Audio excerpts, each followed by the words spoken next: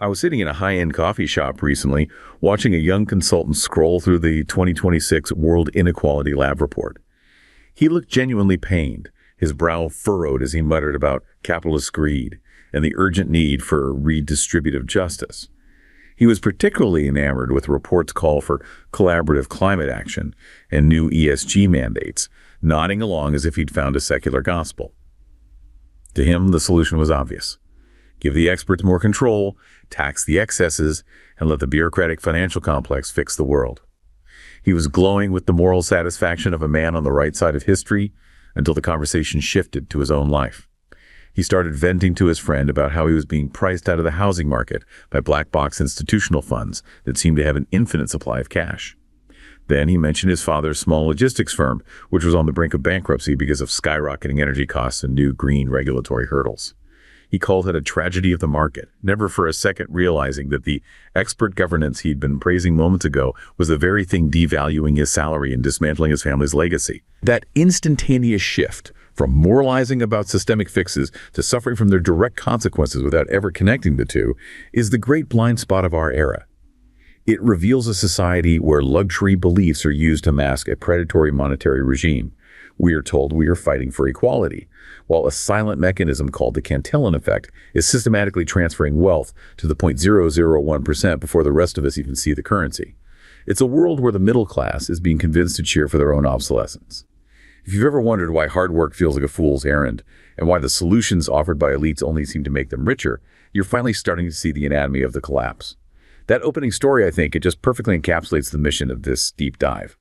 We're not really here to moralize about individual choices or, get stuck on political labels. We're trying to look past that easy surface-level diagnosis of capitalist greed and aim right for the structural pathology, the thing that's actually embedded in our money system and the policies built on top of it. It's a systemic betrayal, really. Exactly.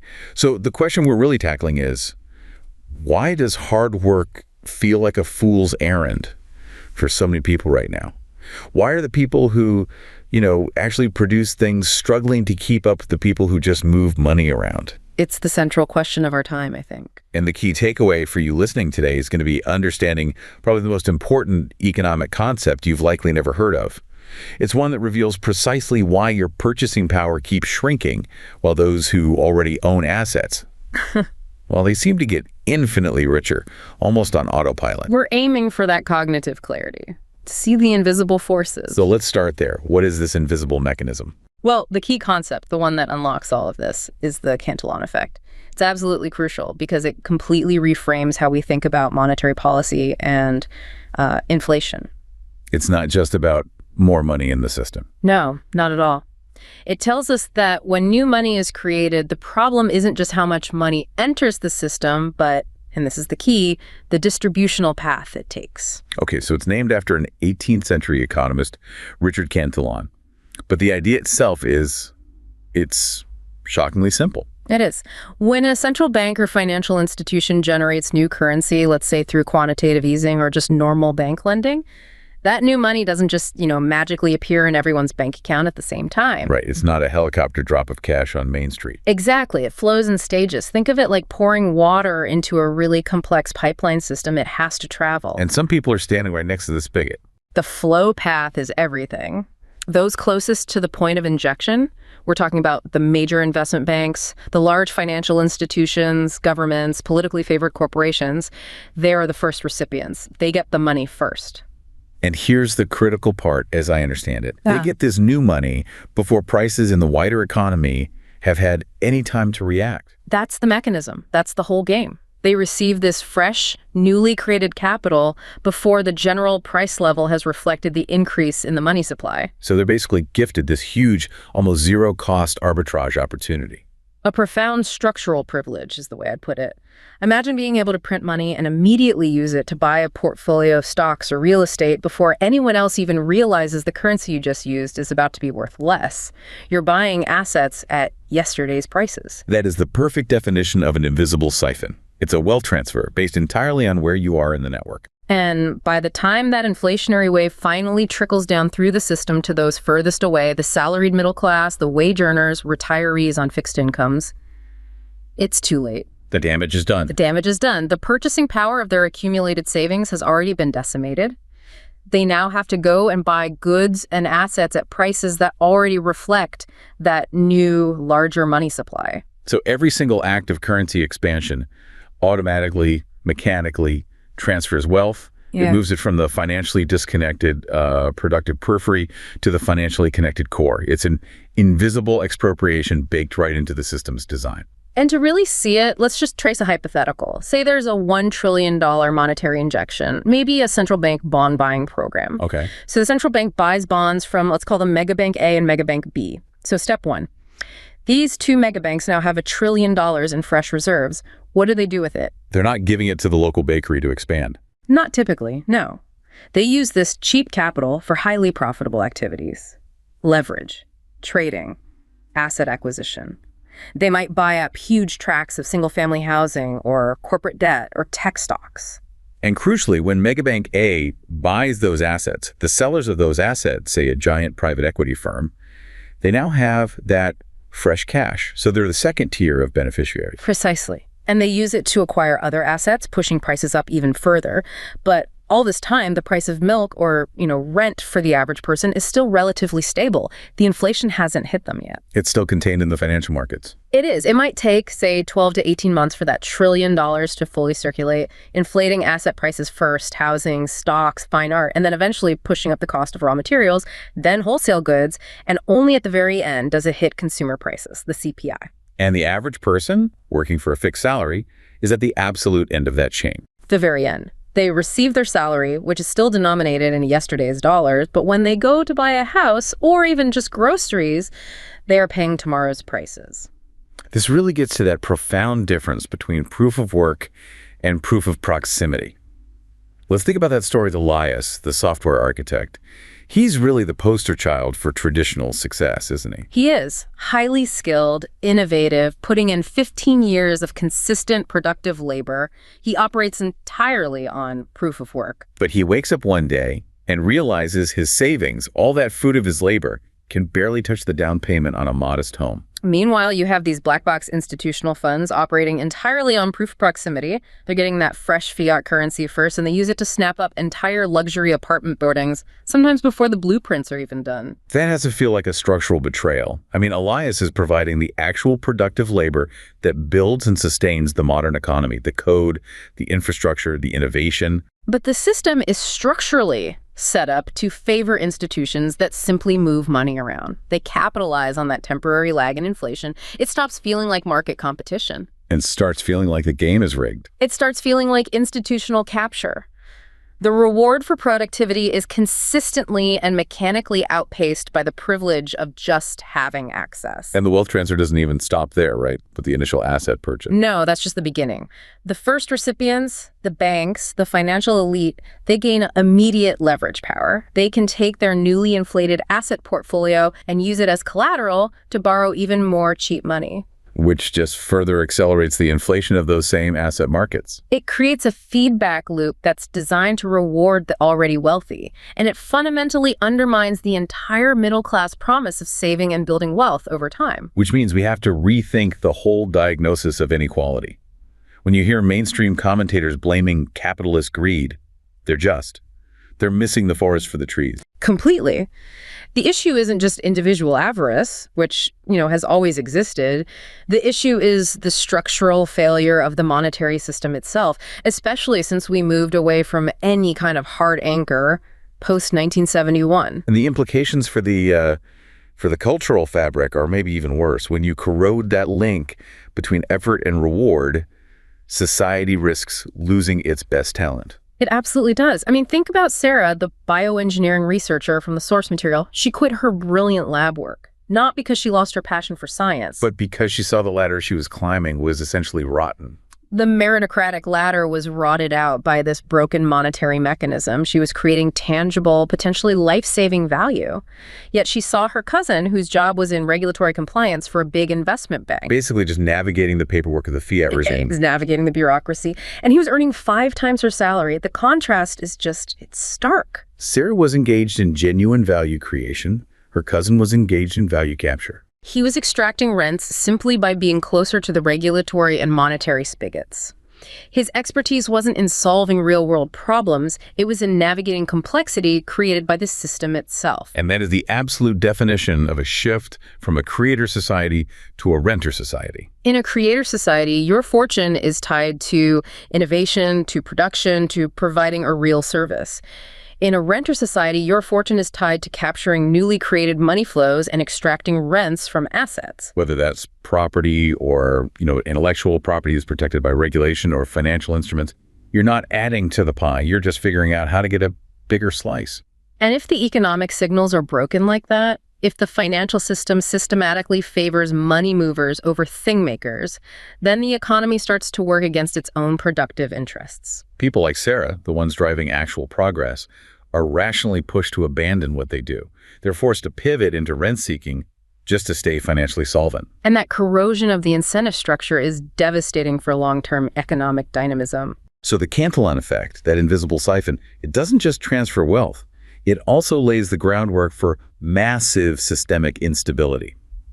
And that brings us perfectly into our second section, the inherent fragility of this debt-based money system itself. Yeah, the instability isn't an accident. It's not a bug, it's a feature. It's woven into the very mechanics of how our money is created today.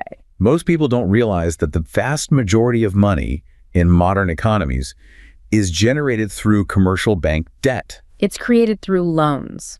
When a bank grants you a loan, the principal amount is literally created out of thin air and enters circulation. That's a foundation of fractional reserve banking. I think that statistic is always staggering. The overwhelming majority of the money supply exists as bank deposits that were created through loans. But here's the critical structural tension. This is the part that ensures the system is perpetually unstable. The interest required to service that debt is not created at the same time. This is what we call the debt-interest gap. Okay, break that down with an example. Sure. Let's use a clear, simple number. A bank loans you $100,000 at a simple 5% interest rate.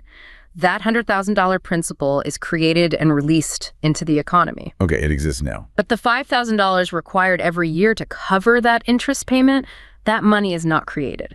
It doesn't exist. So where does it come from? The borrowers have to acquire that $5,000 from the existing money supply that's already in circulation. They are, in effect, competing against every other borrower in the system for a limited pool of funds just to cover the interest. Wow, so it's like a game of musical chairs. It's a zero-sum environment for debt servicing. The only way the system as a whole can stop mass defaults and, total failure is through continuous exponential expansion. We have to borrow more just to cover the interest on what we already owe. It's a treadmill. It sounds like an economic treadmill designed by Sisyphus. You're trapped in this perpetual cycle of exponential debt accumulation just because the mechanism demands it. Exactly, and it ensures that debt servicing consumes an ever-increasing share of global economic output. And the evidence for this saturation is it's impossible to ignore now. It is. Global debt surged to an incredible $305 trillion in 2022. That number represents 349% of global GDP. And for the average listener, 349% might just sound like a big abstract number. Can you put that in context? Well, think of it this way. If your household income was $100,000 a year, having $349,000 in debt would be a massive burden. You might be able to manage it, but it's crushing. Now, scale that up to the entire global economy. A huge portion of everything we produce is just going to service old debt. A huge portion of tax revenue of business profits is immediately dedicated just to servicing that debt. It leaves less and less available for productive investment, for infrastructure, for innovation. And the growth trajectory is what's really alarming.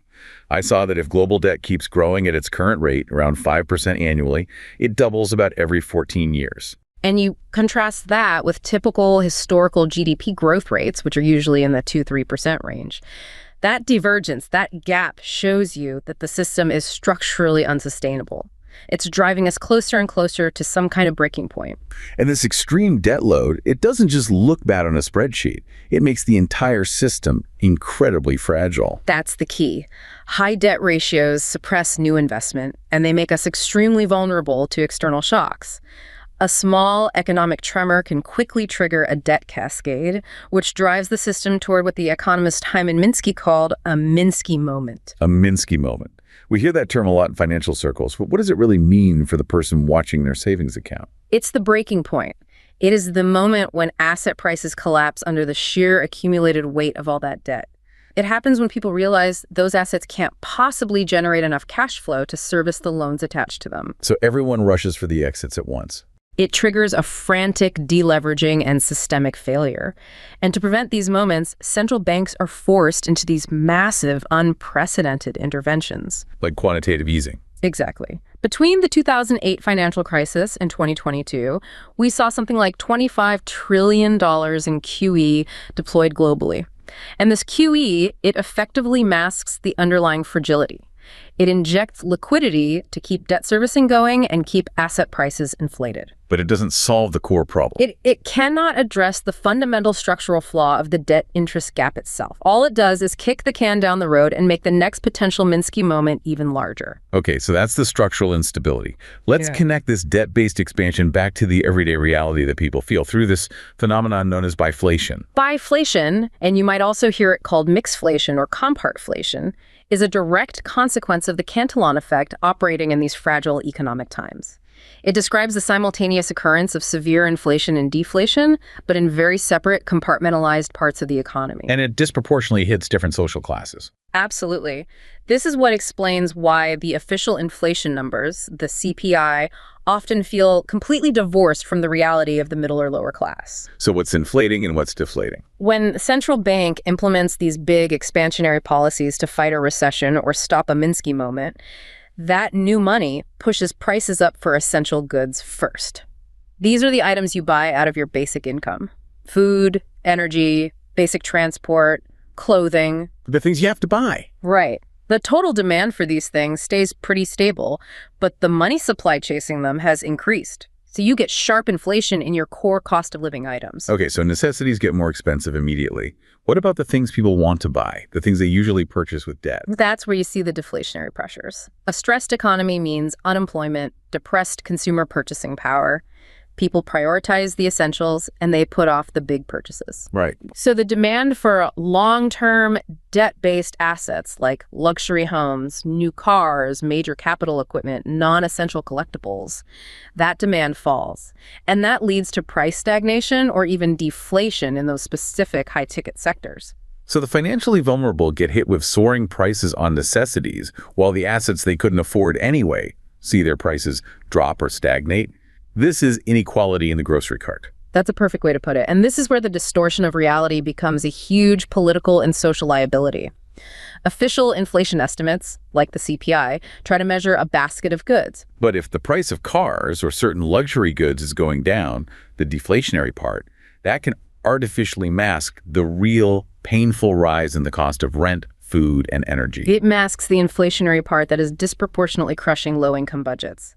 Biflation is basically the economic signal that the middle class is in full retreat. They're afraid to take on loans for long-term assets because the future feels too uncertain. So they're just focusing on immediate basic needs. It demonstrates a fundamental societal breakdown where the wealth gap widens dramatically. Low-income people suffer the most, while the assets owned by the elite, which got that initial Cantillon injection, might stagnate for a bit but remain fundamentally insulated.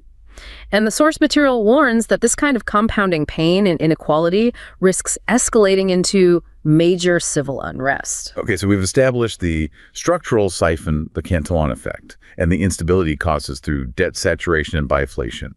Now we need to dive into how the political system and the elite use these moral arguments, these so-called luxury beliefs, to justify and reinforce this whole extraction machine. Right. We have to move from just the economics to the sociology of it. We need to look really closely at these luxury beliefs because they serve as a kind of moral mask. They allow the elite to prescribe policies that, funny enough, benefit themselves while shifting the cost onto everyone else. So how do we define a luxury belief precisely? What is it? It's defined as a costly opinion held primarily by the urban, affluent elite. These beliefs signal high status and moral righteousness, but the actual financial and social burden of implementing them falls overwhelmingly on the lower and middle classes. They're beliefs that require a pretty significant financial cushion to maintain. Both individually and structurally, yes. The climate paradox seems to be the perfect example of this in action. You have these affluent urban individuals who describe the climate crisis as the single greatest existential threat to humanity. Right. But, and this is the paradox, they are fundamentally unwilling to change their own high-consumption lifestyles in any meaningful way. It's the classic SUV liberal dilemma. They fly frequently, they live in large homes, they enjoy all these high-energy consumption amenities. But they advocate fiercely for massive, restrictive regulatory policies that only really impact the productive capacity of the non-elite. And the solution they always champion is enforce legislation carried out by a hegemonic power, which means the government or large compliant corporations. It allows them to defer any individual responsibility while still maintaining this glowing sense of moral superiority. So for this elite class, the climate emergency functions less as a genuine crisis to be solved and more as a luxury anxiety. That's a great term for it. It's an intellectual exercise or a status signal, and it conveniently distracts from, and more importantly, serves to delegitimize the everyday subsistence concerns of ordinary people. Concerns like, can I afford the gas to get to my job this week? Or will I be able to heat my home this winter? Exactly. Those are seen as less sophisticated, less important concerns. And the policies that flow from this luxury anxiety are what the source material calls green feudalism. That's a really sharp term. Let's unpack what that means in practice. Green feudalism is the system where essential resources, particularly energy, are intentionally made scarce, expensive, and centrally controlled, usually under the guise of environmental necessity. It uses complex regulations. Like carbon trading schemes, ESG mandates, targeted subsidies. All of these things. It uses them as new vectors for wealth transfer and for centralized social control. And in doing so, it dismantles the energy sovereignty of the middle class. The story of Clara, the multi-generational Midwest farmer, just illustrates this perfectly. She said she felt like a modern serf. Right. And she wasn't failing at farming. She was being suffocated by technocratic policies pushed by distant urban elites, policies that forced her to decommission her reliable, energy-dense diesel equipment for unaffordable green alternatives. That just lacked the necessary power or density for large-scale agriculture. They don't work for her reality. Clara's story is about the erosion of autonomy. By artificially increasing the cost and decreasing the reliability of energy, transportation, and housing, these policies systematically dismantle the economic autonomy and resilience of the independent middle class. And small business owners, especially anyone reliant on energy-intensive work farming, logistics, manufacturing, they get hit the hardest. And if you just look at the raw mechanism of green subsidies, you see this wealth transfer in black and white. These aren't just market interventions. They are massive structural transfers of wealth from lower-income taxpayers directly to high-income asset holders. Okay, let's get specific. How does that work? The data is stunningly clear. Take the $7,500 electrical vehicle tax credits in the U.S. A comprehensive study found that more than 99% of that subsidy goes to households with incomes of $50,000 or higher. And it gets worse, right? Nearly 3/4 of it goes to households earning over $100,000 a year. So lower-income Americans, who generally can't afford the high price of an EV, even with a discount, are funding these subsidies with their tax dollars. And those dollars are immediately recycled upward to wealthier consumers who can afford the high-priced asset and who then reap the tax benefit.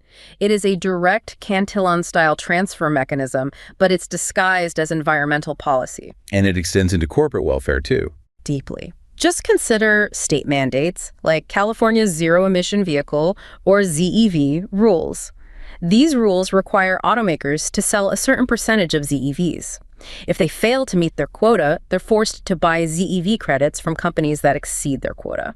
So that structural penalty on some manufacturers becomes a colossal corporate subsidy for others. The material points out that a company like Tesla earned over $700 million from selling these credits in a single year. That's not market performance. That is a regulatory wealth transfer. And what about the loan guarantees? Furthermore, you have these federal loan guarantee programs, which are taxpayer-backed, often going to massive, successful corporations like Nissan and Ford. These companies got billions in loans from programs designed for advanced technology manufacturing. If these projects were really sound investments, those companies could easily finance them themselves. Of course. With their existing financial power, they wouldn't need taxpayer risk. But the policy decision to extend these government guarantees transfers the risk from corporate balance sheets directly to the public, while the financial elites capture the profits. So the middle class is squeezed on two fronts. Their savings are being devalued by this Cantillon-driven inflation, and then their tax dollars are recycled upward to the financial elite through asset subsidies and corporate welfare, all disguised as virtue signaling policy. It combines the economic failure we talked about in the first part with the political manipulation of this section. It's a pincer movement. And this systemic betrayal, this complete severing of the link between effort and reward, it doesn't just impact your bank account. It has this profound sociological fallout, which brings us to the final necessary discussion on the dynamics of collapse. Right. When that fundamental economic contract, the idea that hard work and thrift lead to a better life, when that is systematically severed by the monetary system, society enters a state that sociologists call anomy. A term from Emile Durkheim. It means a state of normlessness. Yeah, the old rules seem meaningless. The social contract just dissolves. And the key structural consequence here is the economic, and I think critically, the biological penalization of the traditional middle-class ethos. The whole dream home ownership, achieving economic independence, delaying gratification, starting a family, it all becomes financially and practically unattainable. Skyrocketing asset prices in housing and education, fueled by the Cantillon Effect and endless cheap debt, they create these insurmountable barriers. So the middle-class dream is essentially rendered an economic impossibility for an entire generation. And that acts as a profound disincentive. I mean, if you work hard for 10 years, you save diligently, and the gap between your savings and a down payment on a starter home only gets wider. Because institutional funds are inflating the asset price with fresh fiat currency. Why bother? Why play the game? And this structural penalty is now clearly observable in demographic data. It contributes directly to plummeting birth rates and the erosion of the core family unit, which has historically been the primary cell of social stability and intergenerational continuity. When the game is rigged to that extreme, young people rationally disengage from the traditional path. And instead, we see younger generations who feel like they're in a rigged game, rationally retreating into these atomized, consumptive lifestyles. They engage in what's described as defensive narcissism. Defensive narcissism is a powerful diagnosis. It's the retreat into the self and into these highly fragmented, often ephemeral, tribal affiliations like radical identity politics or exclusive online communities. When the broader shared economic and social contract has been rendered void. Exactly. If you can't succeed in the real world through production, you seek validation and status through consumption and symbolic politics. It's a compensatory mechanism. Yeah. You disengage from the productive effort that's required to build a civilization, the innovation, the manufacturing, the long-term saving, because the payoff is gone. So you pivot to optimizing your personal consumption and identity signaling, because that's the only arena left where status can still be achieved without substantial capital. And you're seeing the social adhesive just dissolve in real time. Which leads directly to the question of accountability. The whole system of democratic accountability over critical economic decisions, like money creation or risk management, it's become largely a fiction. Power has decisively migrated. It's moved from elected officials to an unelected managerial elite that's entrenched within bureaucratic agencies, central banks, and global NGOs. They're the ones making the critical high-stakes decisions. And they justify this power shift through the veneer of expert governance. Right. The decisions are deemed too complex, too technical, or too important for the common voter or the elected representative to handle. By removing these crucial decisions from the public sphere, they effectively dismantle democratic accountability. And that structure creates the absolute foundation of the problem, the asymmetry of risk. This is where the ancient concept of skin in the game becomes so profoundly important. The people who design and implement these highly inflationary monetary policies, who mandate costly, complex regulations like green feudalism, and who constantly fuel asset bubbles, they are often entirely insulated from the negative consequences of their failures. Their portfolios are diversified, their career paths are secure, and their personal wealth is often enhanced when their policies fail. Because they're the first recipients of the necessary bailouts or the fresh currency injections that are created to fix the problem they created. The failure is socialized, but the profits and the benefits of the intervention are always privatized and directed upward. And the burden of this institutional recklessness falls squarely on the middle-class saver, the small entrepreneur, and the fixed-income retiree. They bear the full brunt of these cascading risks. It proves a structural betrayal where decision-makers systematically avoid sharing in the downside of their own choices. And that complete separation of consequence and action is arguably the final, most corrosive stage of institutional failure. So, as we wrap this up, if we synthesize this entire deep dive, the diagnosis seems pretty clear. I think it is. The core problem of modern inequality is not just market excess. It is a structural failure of the monetary system, the Cantillon Effect. And that is combined with elite policy capture, which manifests as these luxury beliefs, and green feudalism. Together, these things systematically transfer wealth from the productive middle class to the financial elite. And in doing so, they dismantle the economic ladder. And the profound danger now is falling for the wrong solution. The profound danger is falling for the Piketty-esque solution. And for listeners who might not know the economist Thomas Piketty, that basically means prescribing more state intervention, massive wealth taxes, and deeper debt issuance to cure a disease that was caused by state overreach and monetary debasement in the first place. You'd just be pouring fuel on the fire. You'd be accelerating the collapse. So the path forward, then, it demands a clear-eyed rejection of those illusions and a return to first principles. We have to look at the structural integrity of the money itself. True reconstruction requires restoring a monetary system that has some kind of inherent discipline, whether that's through the mindset of a hard money standard or alternatives that can shackle the leviathan of endless currency creation, like decentralized protocols or sovereign money systems. The goal isn't just economic reform, it's really social and cultural repair. It is. We need to dismantle the architecture of rent-seeking and re-anchor social prestige and financial reward to genuine production, to innovation, to productive labor. The dignity of work has to be restored from the systemic theft that inflation and policy capture currently represent. Ultimately, the duty now for anyone listening is one of vigilant stewardship. It requires what the source calls cognitive sovereignty. It's the intellectual fortitude to see through the official narratives, to understand the underlying mechanics of power and wealth transfer, and to demand accountability from institutions that currently operate with zero risk to themselves. It's about safeguarding the financial and moral capital of civilization itself. We have to make sure that these foundational truths about value and work and reward survive the present collapse. You have to know how the game is played if you hope to survive it.